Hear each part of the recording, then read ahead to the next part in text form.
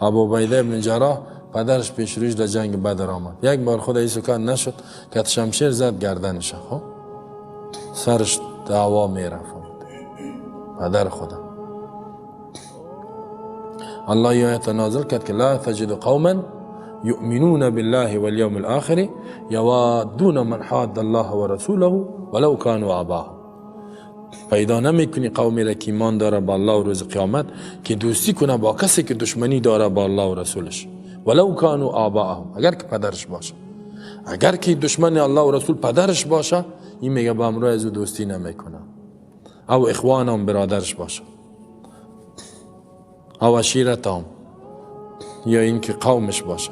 اولئک کتب الله فی قلوبهم الایمان. الله در قلب از اینا ایمان ثبت کرده و نوشته کرده. ایمان در قلب از اینا و ایده بروح منه، به قرآن اینا را محکم کرده و اعد لهم جنات بیت المؤمنین تیار کرده. حالا چه قوم پرستیست در افغانستان. هرچی که هست از خود ماست، قوم ماست، گمش کن.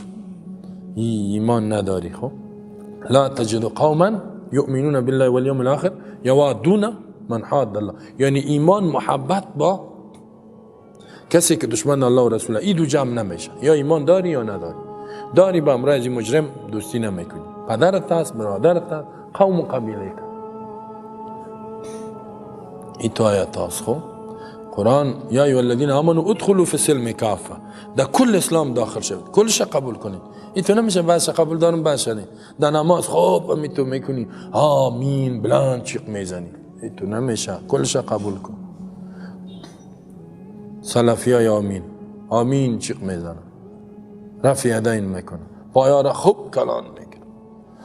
فقط بگوین که ایمان عجیب خید آسمانا بینش یک شرمیتی چیزی نیست، فقط آمین داره و رفع یدین داره و خلاص. این تو بسیار است، پر است تو مردم.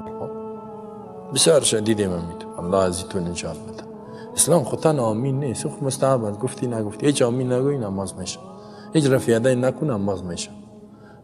کل اسلام این گپای عقیده را محکم کو، بازواره. خب در کلش میتون در مستحبات پابند است، در فرایض نه. حرام مرتکب میشه، شرک مرتکب میشه، از مکروهات اجتناب میکنه. این کارو چرا نمیکنی؟ مکروه است، علما میگن مکروه است. حالا حرام چرا میخوری؟ خب دیگه حرام میخوریم، مکروه رو نمیکنیم. حرام نمیخوریم، مکروه رو نمیکنیم. این تو مردم ها هست. الله ما شما رو نجات بده.